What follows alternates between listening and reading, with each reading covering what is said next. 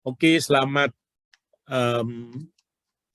selamat pagi, selamat siang, atau selamat sore, atau selamat malam pada peserta pelatihan penegakan hukum lingkungan hidup dan sumber daya alam di Indonesia untuk para jaksa yang diselenggarakan oleh Yayasan Auriga bersama Badiklat Kejaksaan Republik Indonesia. Dan mata kuliah atau materi pada kali ini yang saya akan sampaikan adalah strategi penegakan hukum lingkungan hidup dan sumber daya alam di Indonesia. Jadi judulnya memang sangat umum, tetapi kami akan menyampaikannya dalam 3 bagian. Yang pertama adalah mengenai pentingnya penerapan pendekatan multi-door atau multi-legal regime, dan di dalam bagian itu kami juga akan menyampaikan sedikit persoalan yang kita hadapi saat ini dalam konteks pengelolaan sumber daya alam, dan saya kira sedikit juga background tentang politik hukum sumber daya alam dan lingkungan hidup. Yang kedua, ini saya kira sesuatu yang mau tidak mau kita harus sampaikan, dan saudara-saudara dari kejaksaan juga perlu memahaminya, adalah yang terkait dengan Undang-Undang Cipta Kerja. Jadi bagaimana penegakan hukum ini atau persoalan pengelolaan sumber daya alam dan lingkungan hidup ini diatur di dalam Undang-Undang Cipta Kerja. Nah, kita ketahui bahwa Undang-Undang Cipta Kerja ini juga mengamandemen beberapa peraturan perundang-undangan, termasuk di dalamnya adalah peraturan perundang-undangan yang terkait dengan pengelolaan sumber daya alam. Yang ketiga, bagian ketiga adalah terkait dengan pertanggungjawaban pidana korporasi atau corporate criminal liability, yang nanti akan diakhiri oleh semacam kesimpulan dan rekomendasi. Baik, yang pertama, secara garis besar saya ingin menyampaikan seperti ini, bahwa saat ini seluruh pemimpin di dunia menyadari bahwa persoalan lingkungan ini berada dalam titik yang sangat mengkhawatirkan. Kita lihat dinamika di tingkat global, itu kemarin pertemuan Conference of the Parties 26, COP26 UNFCCC di Glasgow, di mana dihadiri oleh Presiden Republik Indonesia, Pak Joko Widodo. Itu hampir semua saya kira, tokoh-tokoh maupun kepala negara, kepala pemerintahan itu mengakui bahwa sekarang kita sedang dalam tahap yang sangat mengkhawatirkan. Krisis bumi sudah kita hadapi sekarang. Krisis bumi sudah kita hadapi sekarang. Dan para ahli juga mengatakan bahwa semenjak Paris Agreement, itu persoalan bukan semakin berkurang terkait dengan krisis iklim ini, tetapi semakin mengarah kepada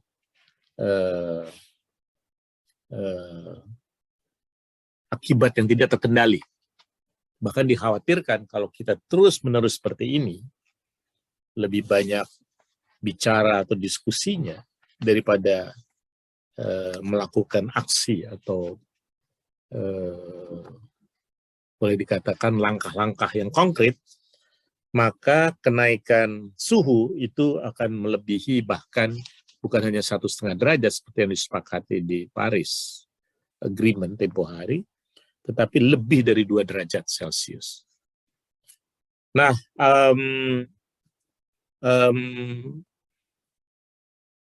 itu bukan satu, boleh dikatakan bukan satu trajektori atau satu antisipasi ke depan, tetapi itu sudah terjadi juga sekarang. Kita semua tahu bahwa banjir yang sangat luar biasa di negara-negara Eropa beberapa bulan yang lalu, dan itu tidak pernah terjadi. Dan kita menyangka bahwa banjir bandang itu selalu terjadi di negara-negara berkembang. Ya. Di Indonesia misalnya, di India, Sri Lanka, dan lain sebagainya. Tapi di negara-negara Eropa, Belgia, Jerman, Belanda, kemarin itu terjadi banjir bandang yang luar biasa. Dan saat ini banjir yang besar tidak pernah terjadi di Malaysia, negara tetangga kita, sudah terjadi saat ini, hari ini. Dan oleh sebab itu kami ingin menyampaikan bahwa krisis lingkungan, bukan permasalahan lingkungan, saya menyebutnya krisis bumi, krisis planet, krisis lingkungan ini sekarang sudah sangat mengkhawatirkan. Dan kalau misalnya rezim hukum kita, kerangka hukum kita bukan semakin kuat, itu yang dinamakan progression, tapi semakin lemah, maka saya kira itu kita melawan arus seperti itu. Yang kedua, saya ingin katakan bahwa kalau pelaksanaan hukum, termasuk penegakan hukum, itu semakin rileks, ya, semakin melemah, itu sudah melawan arus. Dan kita tinggal menunggu berbagai akibat yang kita namakan bencana lingkungan dan lain sebagainya. Tentu kita tidak harapkan itu. Itu sebabnya bahwa kenapa pelatihan-pelatihan semacam ini itu bukan di dalam skema menambah pengetahuan saja. Jadi pelatihan semacam ini adalah mendorong, memotivasi agar kita semua termasuk aparat penegak hukum tidak business as usual. Tetapi kita harus melakukan ini lebih rigorous lagi. Seperti itu. Nah, kalau kita lihat slide ini yang ada di hadapan saudara-saudara, ini antara lain ya, beberapa tantangan dan permasalahan sumber daya alam dan lingkungan hidup kita. Ya, dari mulai illegal, unreported, unregulated fishing, lalu deforestasi hutan, kemudian emisi yang dihasilkan Indonesia agar kerusakan peatland, lahan gambut, kemudian mangrove kita juga rusak, padang lamun kita rusak, terumbu karang kita rusak, kemudian sampah plastik Indonesia itu mencapai 64 juta ton per tahun dengan 3,21 juta ton diantaranya dibuang ke laut dari daratan. Hal ini menjadikan Indonesia sebagai penyumbang sampah plastik laut terbesar kedua setelah Cina. Ya. Dan juga diperkirakan bahwa 23 juta orang di pantai Indonesia di pesisir akan menghadapi ancaman air laut tahunan atau yang disebut dengan coastal storm, badai ombak laut, dan kenaikan permukaan laut atau sea level rise. Ini semuanya karena perubahan iklim. Jadi kita sebagai negara kepulauan ya, dan kita 108.000 kilometer panjangnya ya, pesisir kita, pantai kita, dan tentu saja karena ada gejala badai ombak laut, coastal storm, dan sea level rise itu yang akan menjadi korban adalah negara pulau-pulau kecil maupun pulau-pulau yang yang memang kita memiliki banyak sekali pulau. Nah, itu satu hal ya, jadi tantangan dan permasalahan sumber daya alam dan lingkungan hidup kita. Next. Kemudian kita juga semua memahami ya bahwa saya kira teman-teman dari kejaksaan juga perlu memahami bahwa ini adalah realita politik hukum kita. Bahwa persoalan sumber daya alam dan lingkungan hidup di Indonesia itu tentunya ada penyebabnya. Penyebabnya itu lebih banyak adalah aspek yang disebut dengan aspek struktural. Yang pertama, kehendak politik, atau lebih spesifik lagi arah paradigma pembangunan satu negara itu seperti apa. Nah, ini penting ya. Kalau misalnya komitmen pemerintahan ini atau komitmen negara ini adalah arah pembangunannya adalah pembangunan yang berkelanjutan dan berwawasan lingkungan dan kita terapkan secara konsisten, maka saya pikir itu sudah tepat untuk merespon persoalan-persoalan yang tadi saya sampaikan. Dan seharusnya Indonesia arahnya ke sana karena apa? Karena pasal 33 ayat 4 Undang-Undang Dasar Negara Republik Indonesia atau konstitusi kita mengatakan bahwa pembangunan ekonomi kita adalah pembangunan ekonomi yang berkelanjutan dan berwawasan lingkungan. Saya membacanya itu ecologically sustainable development. Seperti itu. Nah, yang kedua adalah mismanagement sumber daya alam kita. Mismanagement sumber daya alam ini terutama, kalau saya membacanya adalah ketidakmampuan Indonesia untuk menerapkan berbagai instrumen perlindungan dan pengelolaan lingkungan hidup secara optimal. Ada 17 instrumen, paling tidak, yang diatur oleh undang-undang tentang perlindungan dan pengelolaan lingkungan hidup. Kita lihat nanti slide berikutnya. Yang ketiga, ya, nomor 3 ini sebetulnya nomor 2 juga. Itu salah satu instrumennya kan pengawasan kepatuhan. Pengawasan kepatuhannya sangat rendah. Dan penegakan hukumnya masih lemah. Oleh sebab itu menurut saya, dengan asumsi bahwa persoalan lingkungan kita semakin kritis, maka tidak bisa lagi penegakan hukum itu dipersepsikan atau diterima sebagai ya business as usual saja sudah cukup. Tidak bisa seperti itu. Kemudian yang keempat adalah rendahnya kualitas governance di pemerintahan pusat dan daerah yang membuka celah perbuatan korupsi dalam pengelolaan sumber daya alam. Nanti kita jelaskan dalam slide berikutnya. Kemudian ini enabling condition, political corruption, enforcement corruption, dan civil service corruption. Jadi korupsi pelayanan publik itu masih terjadi di Indonesia. Dan ini berpengaruh terhadap pengelolaan sumber daya alam dan lingkungan hidup kita.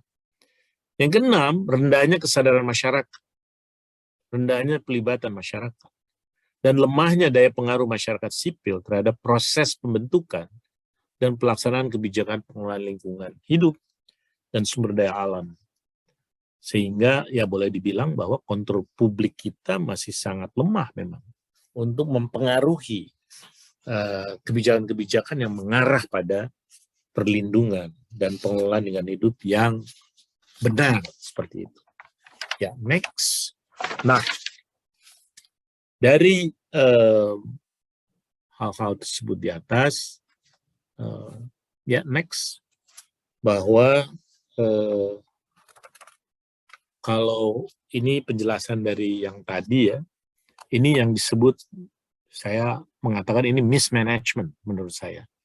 Jadi kondisi sampai dengan sekarang pendayagunaan instrumen perlindungan dan pengelolaan lingkungan hidup, ini ada 17 instrumen ya, dalam Undang-Undang 32 2009. Ada yang namanya inventarisasi lingkungan. Kita nggak punya kapasitas terhadap itu.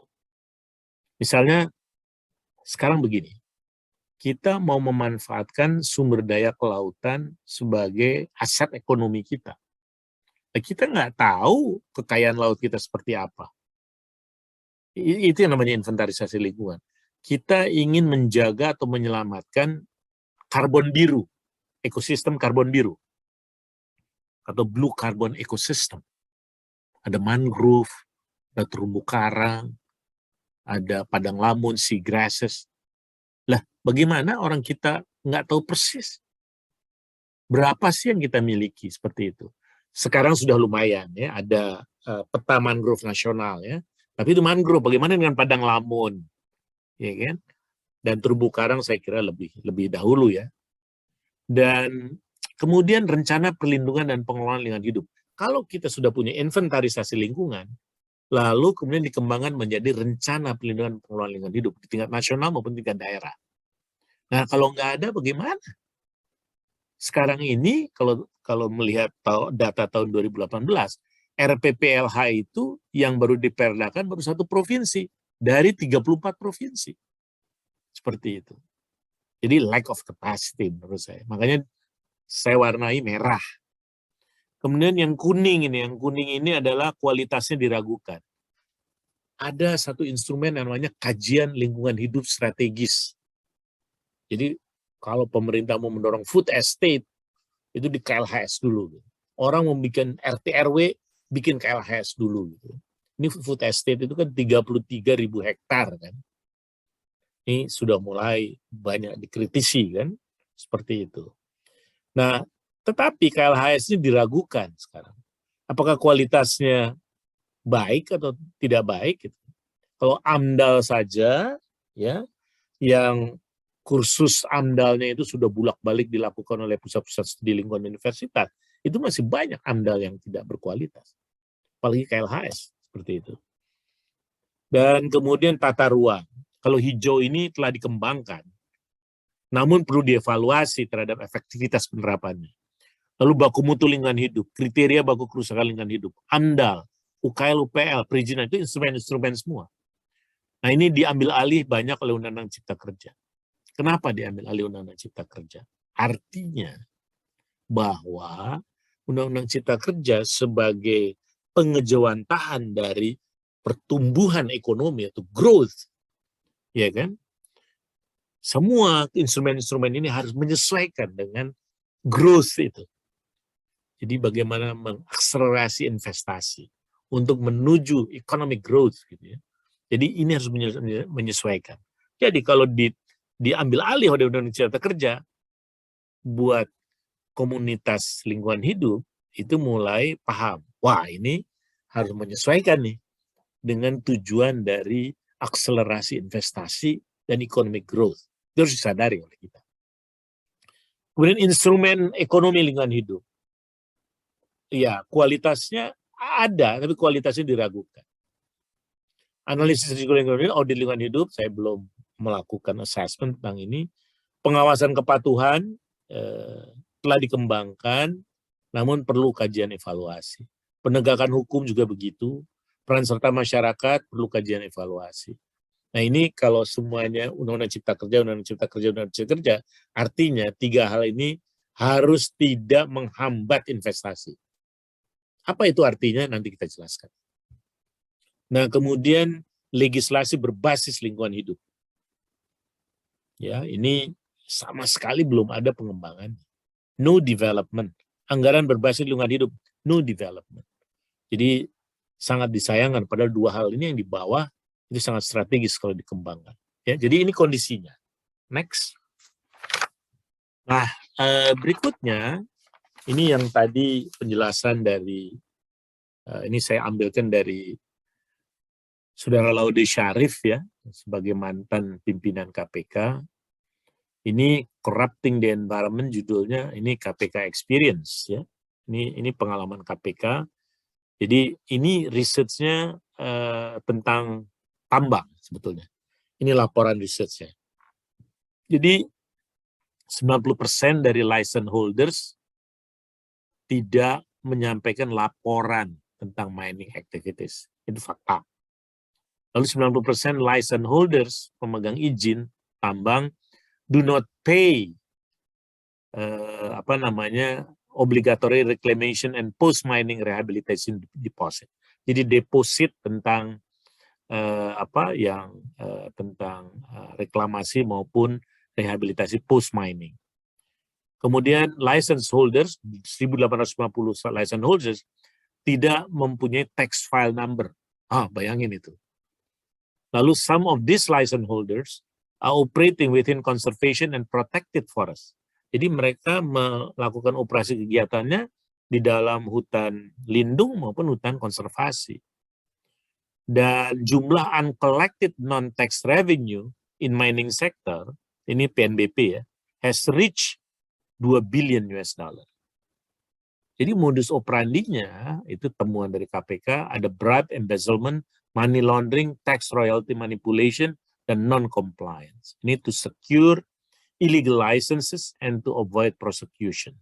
Nah ini saya kira serius ya. Oleh sebab itu KPK saat ini ya perlu lebih punya greget ya untuk mencegah adanya corrupting the environment ini. Next. Dan ini kalau berbicara penegakan hukum lingkungan, ini loh instrumen perlindungan dan pengelolaan lingkungan hidup. Dari waktu ke waktu ini ada satu progres ya. Dari 8 instrumen Undang-Undang 482, 13 instrumen Undang-Undang 2397, dan 17 instrumen. Itu 17 instrumen itu tadi saya sudah jelaskan ya. Posisi-posisinya. Next ya. Dan berikutnya next. Ini masalah yang saya ikuti sejak tahun boleh dikatakan sejak tahun 2009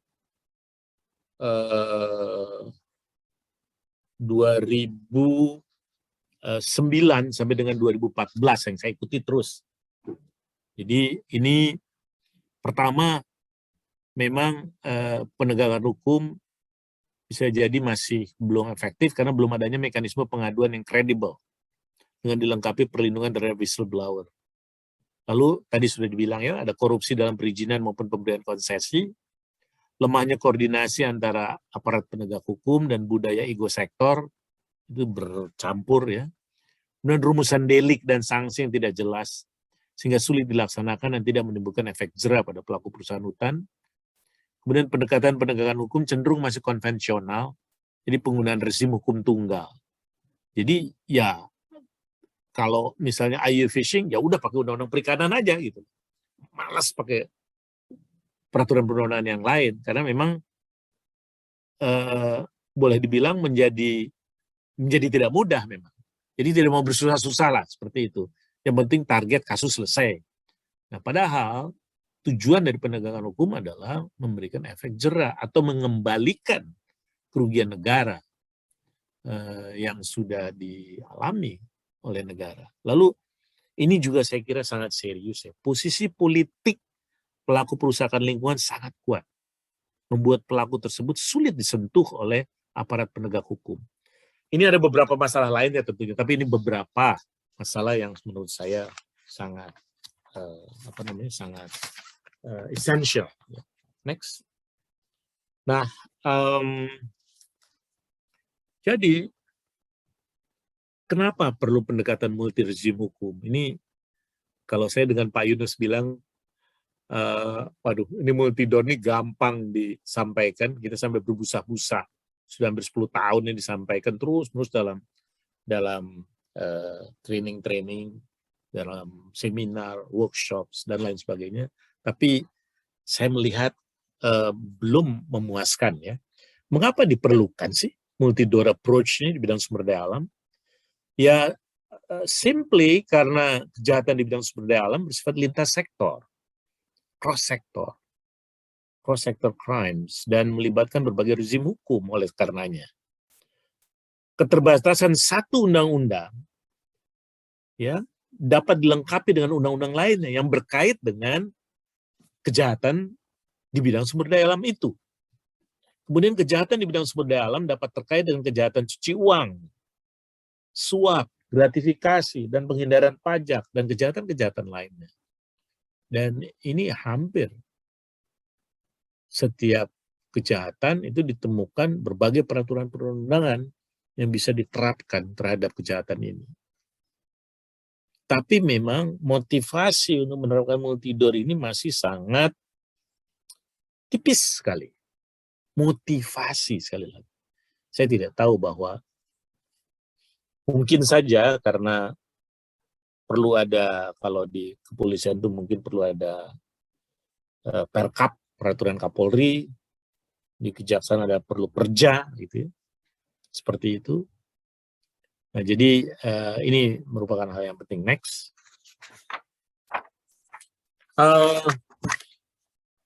Lebih dalam lagi, tujuan dan manfaat multi-door approach itu biasanya antara kasus satu dengan kasus yang lainnya, yang seperti serupa, itu mencegah disparitas tuntutan pidana untuk perkara-perkara sejenis. Jadi, kalau misalnya ada disparitas, maka ini bisa dikatakan discriminative enforcement. Kemudian mencegah lolosnya mastermind atau pelaku fungsional. Kemudian menghindari peluang lolosnya pelaku kejahatan, penegakan hukum secara konsisten. Ini dalam rangka mendorong penegakan hukum secara konsisten. Jadi bisa jadi kalau misalnya dengan satu undang-undang, itu mastermind-nya tidak terjangkau. Karena misalnya tidak ada pasal tentang pertanggungjawaban pidana korporasi. Kalaupun ada, ya dibacanya adalah hanya pengurus korporasi. Kalau pengurus korporasi, kalau mau dikejar asetnya ya terbatas lah. Lain kalau badan hukumnya, korporasi badan hukumnya. Nah, begitu juga bisa jadi sulit untuk diterapkan untuk pelaku kejahatan. Sehingga harus dicoba berbagai undang-undang lainnya. Kemudian memulihkan kerugian negara melalui pendekatan chasing the assets.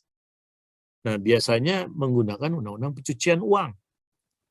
Nah, jadi kalau misalnya kita hanya single regime pendekatannya, itu tidak akan kita bisa melakukan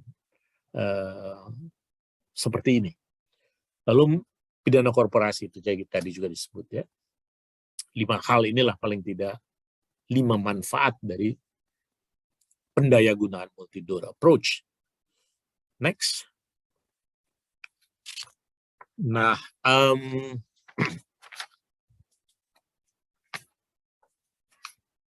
tantangan dan solusi dalam penerapan multi-door approach ini saya ingin menyampaikan studi kasus yang saya alami sendiri ya di Satgas tentang pemberantasan, Satgas Kepresiden tentang pemberantasan illegal fishing. Jadi tantangan dan solusi dalam penerapan multi-door approach. Jadi ini bukan hanya teoritik, tetapi diterapkan dalam Satgas 115 ini, dan inilah hasilnya. Jadi tantangan umum yang dihadapi memang selalu, kalau penegakan hukum ini, tidak selalu ada forum yang mampu memfasilitasi koordinasi antara aparat penegak hukum. Sementara ego sektoral di masing-masing institusi penegak hukum masih tinggi. Susah berkoordinasi itu, apalagi bersinergi. Lalu tidak adanya standar operating procedures yang memberi arahan bagi Apgakum untuk menggunakan pendekatan multidor. Itu yang saya katakan tadi. Perlu perkap, perlu perja, seperti itu. Menurut saya kalau di Mahkamah Agung lebih mudah ya dengan apa namanya SK Ketua Mahkamah Agung, KMA maupun Perma ya, hal-hal seperti itu. Lalu leadership yang masih belum terlalu kuat, kurang persisten untuk menuntaskan suatu perkara, nggak ngotot gitu ya. Ya pokoknya selesai gitu ya. Ya leadership ini tentu apakah itu dari kepala kejaksaan negeri, kepala kejaksaan tinggi, ya, apakah dari jaksa agung muda, ya, tindak pidana umum, ataukah dari direktur, TPUL dan lain sebagainya lah ya, seperti itu. Belum terlalu kuat, kurang persisten. Keterbatasan kapasitas dan proaktivitas penyidik dan penuntut umum dalam melaksanakan multidor. Jaksa belum memaksimalkan perannya untuk menggali potensi dan mendorong pelaksanaan multidor. Jadi karena kuncinya ada atau tidak perkara pidana kan tergantung di jaksa. Jadi prinsip dominus litis ini ya. Adanya pengadilan khusus, nah ini juga bisa kendala nih. Adanya pengadilan khusus yang hanya dapat mengadili tindak pidana tertentu. Jadi nggak bisa pengadilan khusus itu mengadili perkara-perkara secara multi-door atau multi-legal regime. Contoh pengadilan perikanan, itu hanya memiliki yurisdiksi mengadili hal-hal yang diatur di dalam undang-undang perikanan. Seperti itulah. Kemudian solusinya nih pada sektor perikanan, pada sektor pemberantasan illegal fishing. Dibentuknya Satgas 115 dapat berfungsi sebagai forum koordinasi antara penegak hukum sebagaimana diatur dalam pasal 73 Undang-Undang Perikanan. Karena Undang-Undang Perikanan sebetulnya sudah mengatur bahwa penegakan hukum itu ada satu forum. Nah, kemudian oleh menterinya Ibu Susi pada saat itu, dibantu oleh Menko Maritim saat itu, didoronglah kepada Presiden. Presiden setuju. Satgas 115 telah menyusun SOP penanganan tindak pidana perikanan yang mendorong penerapan multi-door approach. Ada SOP-nya. Satgas 115 bekerja di bawah satu komando dari Menteri Kelautan dan Perikanan, dibantu sebagai wakil-wakilnya, itu Wakasal misalnya, kemudian Jampidum, kemudian di situ ada Bareskrim, maupun Kakorpol Air ada di situ. Lalu ada Bakamla di situ. Jadi lengkap semua di situ. Kemudian pelatihan untuk aparat penegak hukum juga disediakan dalam Satgas itu, dilakukan secara rutin, salah satunya dalam kerangka International Fish Force Academy di Indonesia, yang ditandatangani waktu itu oleh Menteri Kelautan dan Perikanan dan Kapolri yang diwakili oleh pada saat itu Kabaharkam kalau tidak salah. Berkas perkara diproses secara terpisah, ya, karena lewat pengadilan perikanan tidak bisa, dengan terpisah dengan tindak pidana perikanan, ya, seperti itu. Tapi koordinasi terus dilakukan. Bahkan kalau perlu tuh rapat-rapat gelar perkara dilakukan secara bersama-sama dengan mengundang ahli sejak awal pemrosesan perkara ini. Ya, lanjut. Nah, ini kinerja model koordinasi Gakum, tapi silakan saja dibaca ya, saudara-saudara sekalian. Jadi Satgas PMH ini juga dalam rangka koordinasi Gakum untuk mendorong multi-door, multi-approach. Jadi mengungkap kasus Gayus Tambunan yang memicu perbaikan sistem governance di Ditjen Pajak. Lalu memberikan masukan pada Presiden, Wapres, Menkumham. Ini sangat high level Satgas PMH ya, karena dibentuk Presiden. UKP 4, Satgas Red Plus juga ini high level, dibentuk Presiden, dan Satgas 115 juga high level sebetulnya. Jadi memang saya kira semakin tinggi pertanggungjawabannya kepada Presiden, dipegang oleh selevel menteri, maka semakin efektif menurut saya. Seperti itu. Dan penerapan multi-door juga jadi semakin cepat ya, hal-hal seperti itu. Ya, next. Ini juga ya kinerja model koordinasi Gakum. Silahkan dibaca ya. Saya pikir ini perlu untuk melihat bahwa ini satgas-satgas seperti ini itu bukan satgas-satgas pajangan gitu ya. Kan banyak satgas pajangan nih. Ini satgas yang memang betul-betul kerja. Jadi hasil-hasil pekerjaannya pun terekam ya, tercatat dengan baik. Ya, next. Nah, bagaimana cara menerapkan multi-door? Ya? Tadi kita sudah tahu manfaatnya, fungsinya. Ya, cara pertama adalah apabila masing-masing perbuatan pidana masuk dalam kewenangan satu pengadilan, maka dimasukkan dalam satu berkas dengan satu tim jaksa dengan berbagai penyidik. Nah, jadi mengumpulkan berbagai penyidik ini sampai dengan satu berkas, di sini pentingnya leadership dari kejaksaan. Nah, mungkin di sini penting juga peran dari pimpinan Kejaksaan Tinggi. Ya, biasanya seperti itu. Ya, kalau yang menangani adalah Kejaksaan Negeri, maka di sini penting ya bantuan arahan sebagai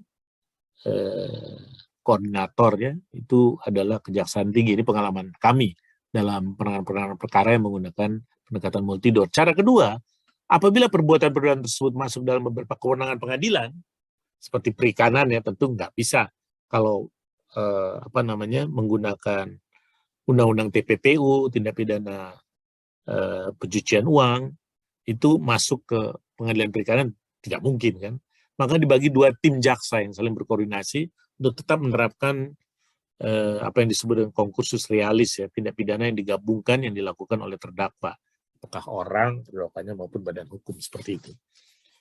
Next. Nah, ini contoh modus kejahatan yang membutuhkan multidor approach.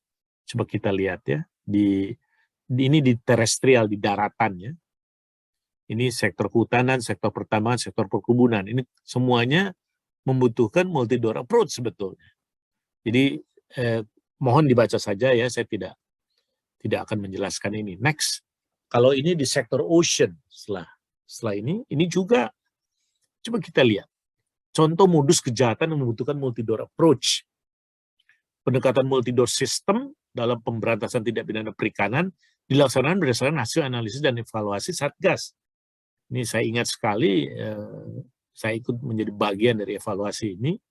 Pada tahun 2015 ditemukan setidaknya 13 modus operandi kejahatan illegal fishing di Indonesia. Dari mulai pemalsuan dokumen sampai ketidakpatuhan pemilik atau mitra dalam proses-proses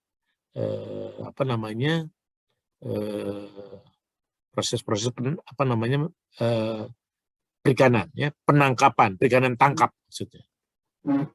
Dan pertanyaannya adalah, apakah mungkin dari 13 modus ini penanganan illegal fishing dengan modus operandi yang bersifat kompleks dapat ditangani secara tuntas dan berkeadilan apabila hanya mengandalkan undang-undang perikanan saja? Jawabannya tentu tidak. Jadi harus kita memiliki kreativitas dan imajinasi dan persistensi. Itu yang saya katakan. Penting sekali ya untuk menerapkan multidor approach. Nah, kita lihat ya lebih konkret lagi. Next. Nah, ini pendekatan multidor dalam penanganan tindak pidana perikanan itu diperlukan untuk memaksimalkan efek jera dan mewujudkan keadilan dalam penegakan hukum. Beyond the law, but justice. Jadi jangan normatif saja, tapi beyond the law but justice.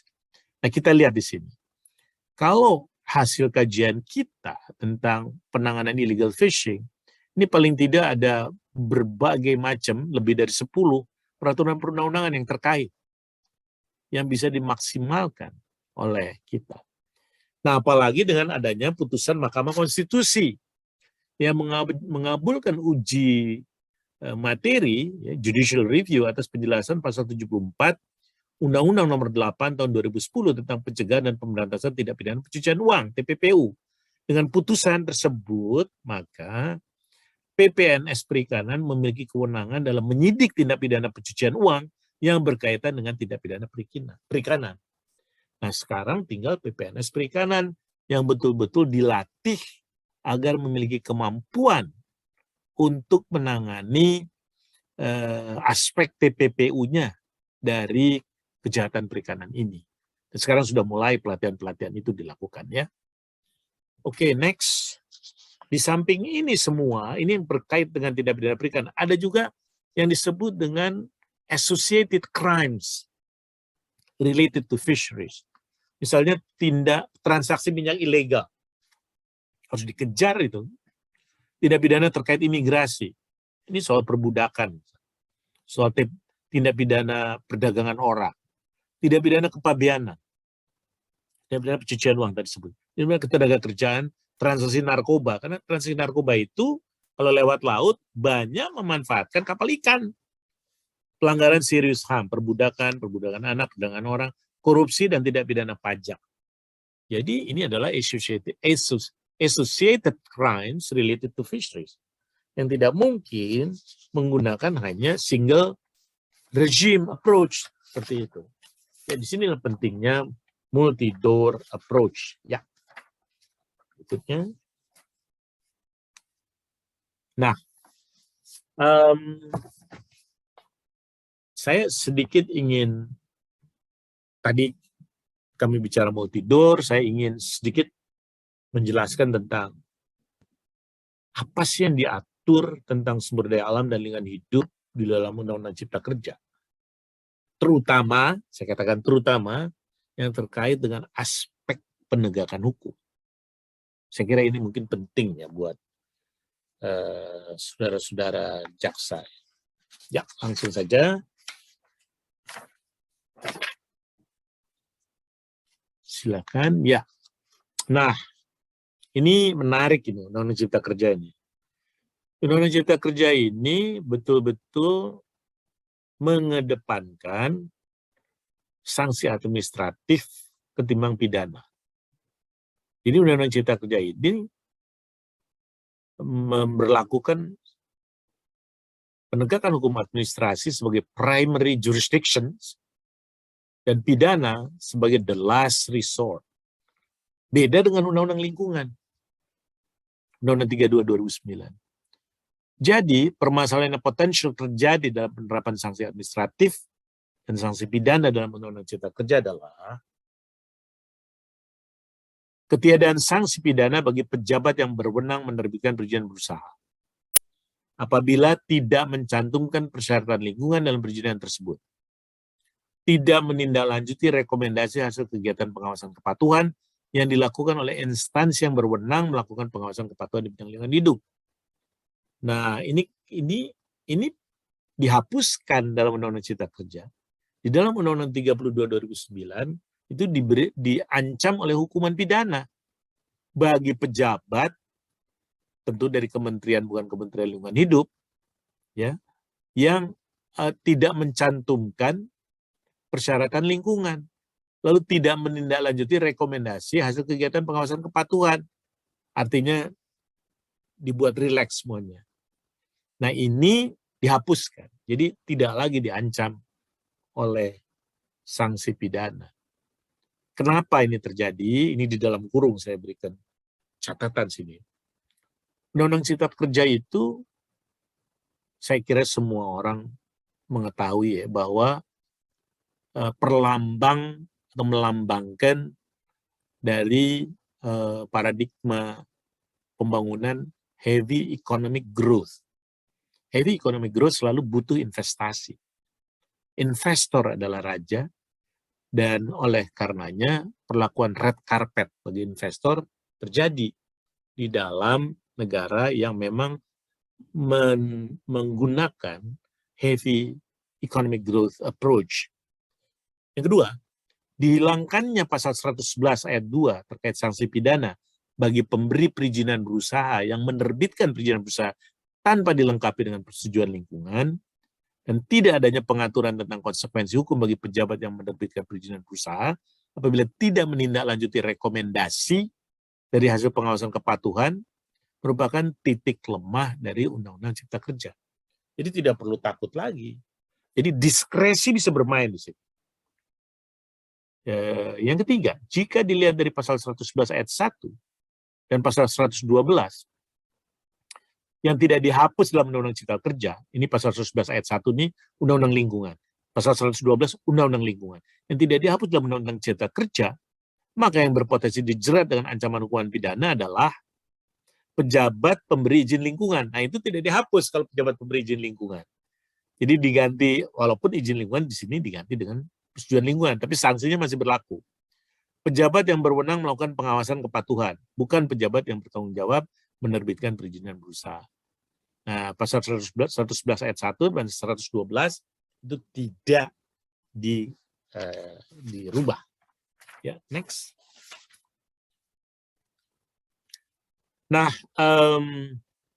yang kedua, pasal 22 angka 32 Undang-Undang Ciptaker, ya, ini penambahan dari pasal 82B Undang-Undang PPLH, ya, mengatur bahwa setiap orang yang melakukan pelanggaran, ya, setiap orang yang melakukan pelanggaran dari larangan yang mengakibatkan pencemaran atau kerusakan lingkungan hidup, kan ada tuh larangan klausul pencemaran dan perusakan lingkungan hidup, di mana perbuatan tersebut dilakukan karena kelalaian, satu kelalaian ya, dan tidak mengakibatkan bahaya kesehatan manusia, dan atau luka berat, dan atau matinya orang. Jadi kalau tidak ada korban kesehatan manusia, tidak ada korban yang luka atau luka berat, tidak ada orang yang mati, hanya dikenai sanksi administratif. Dan tapi dilakukan karena kelalaian. Wah, semua orang kelalaian itu kalau pencemaran itu. Itu yang namanya kejahatan kerah putih itu pasti kategorinya adalah kelalaian. Itu mens rea. Tetap itu mens rea. Kesengajaan kelalaian itu adalah mens rea. The state of mind. Nah, jadi walaupun di situ ada mewajibkan kepada penanggung jawab perbuatan itu untuk melakukan pemulihan fungsi lingkungan hidup. Memang gampang untuk melakukan pemulihan fungsi lingkungan hidup yang dibebankan tanggung jawabnya pada penanggung jawab. Tidak mudah. Dengan apa? Dengan sanksi administrasi. Tidak mudah. Dengan gugatan perdata, ya silakan. Gugatan perdata itu bisa sampai banding, kasasi, macam-macam. Nah, saya pikir ya, ini menurut saya berbahaya. Kenapa? Ini ada catatan saya di sini. Pengenaan sanksi administrasi terhadap pelaku pencemaran atau kerusakan yang tidak mengakibatkan dampak terhadap kesehatan manusia dan atau luka berat atau matinya orang sekalipun diakibatkan oleh kelalaian, which is mens rea, sama dengan kesengajaan, serupa dengan tindakan impunity. Impunity itu artinya exemption from punishment or freedom from injurious consequences of an action. Nah, yang kedua, catatan yang kedua adalah pencemaran dan perusakan lingkungan bisa menyebabkan kerugian negara yang sangat besar. Sumber daya alam yang renewable, yang rusak, contohnya ya, membutuhkan ikhtiar dan biaya pemulihan. Apalagi yang unrenewable. Jadi sumber daya alam yang unrenewable itu merupakan kehilangan dari aset ekonomi negara, state loss. Nah, seperti itu. Dan itu luar biasa. Kalau misalnya hanya dikenai sanksi administrasi, lalu kemudian nanti negosiasi biaya pemulihan fungsi lingkungan, dan seperti juga kasus yang Sidoarjo itu, yang sudah menjadi satu desa itu, ya akhirnya beban negara lagi, uang rakyat lagi yang digunakan. Jadi menurut saya ini tidak ada efek jerah.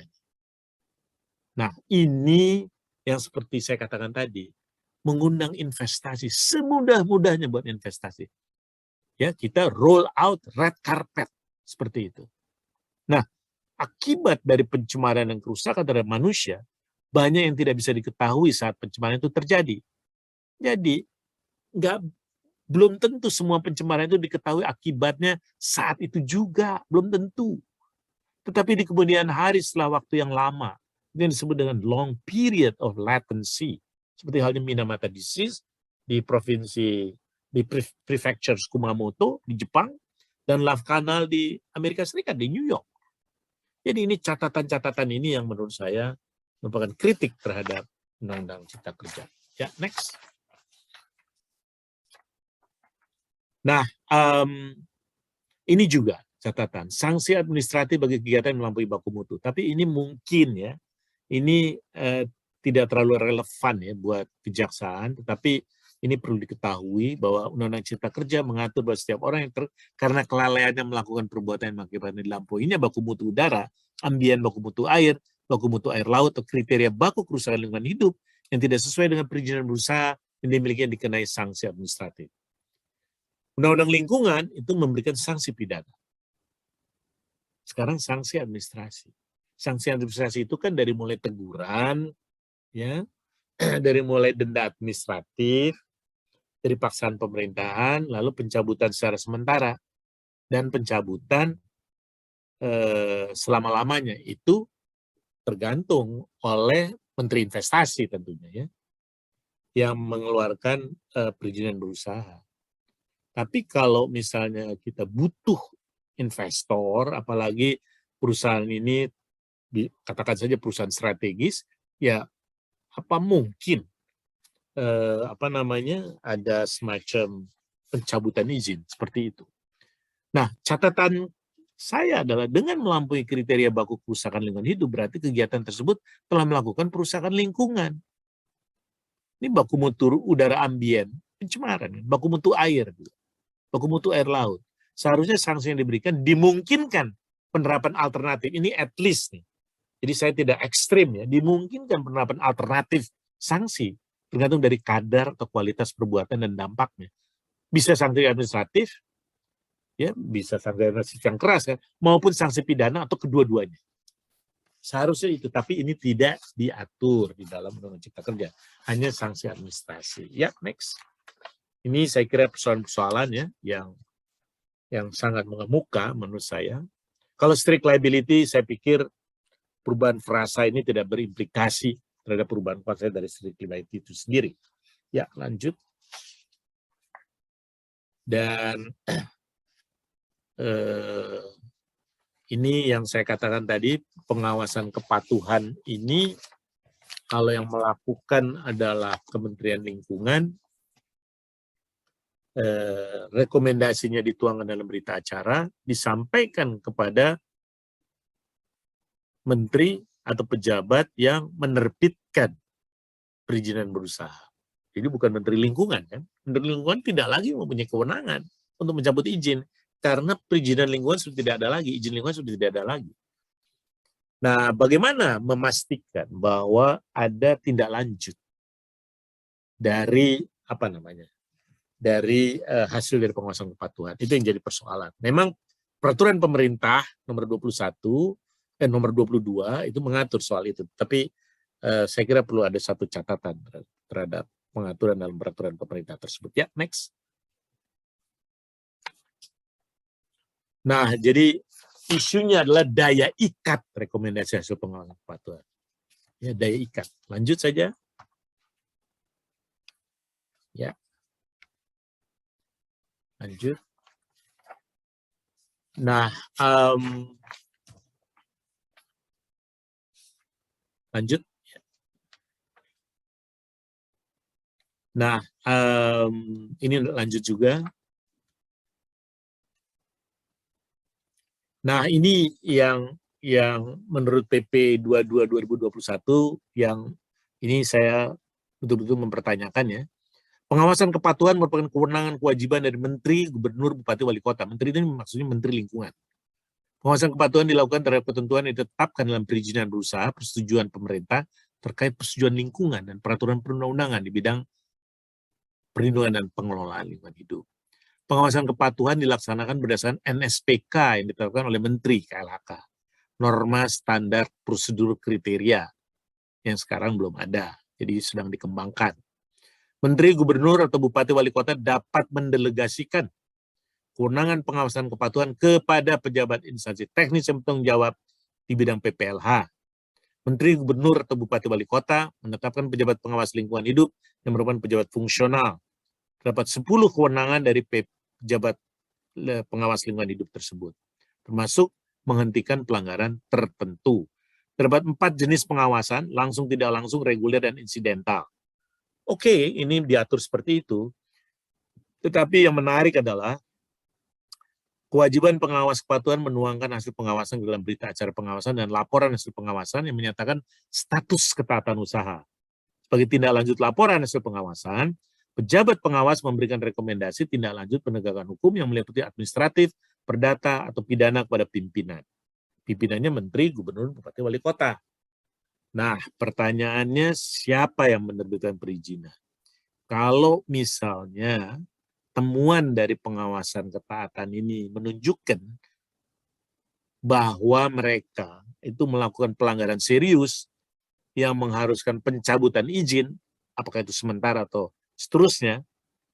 Nah, apakah Menteri KLHK berwenang? Tentu tidak. Gubernur berwenang, Bupati Wali Kota, itu harus dipelajari itu di dalam Undang-Undang Cipta Kerja. Dan Yang pasti yang punya kewenangan adalah instansi yang menerbitkan perizinan berusaha.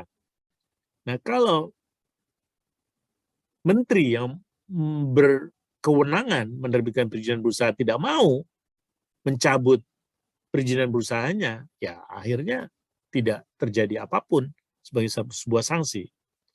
Nah, seperti itu ya. Jadi ini juga di PP 22, saya pikir ini tidak tepat ya aturan yang mengatakan penegakan hukum perdata sebagai tindak lanjut dari laporan hasil pengawasan dapat dilakukan dengan pembuktian pertanggungjawaban mutlak.